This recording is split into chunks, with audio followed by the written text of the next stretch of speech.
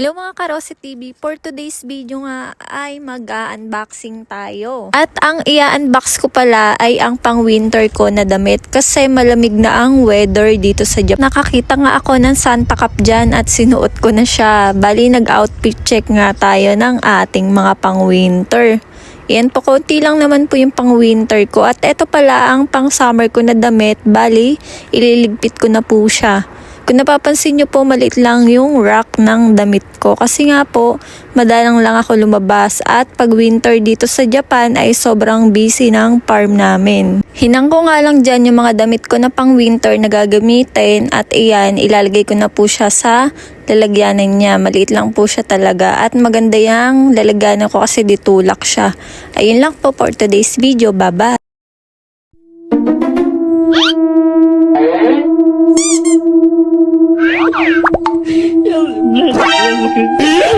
Pero sa TV nyo lang to, huwag kayo matakot. Kinuha ko lang yung gunting ko dyan.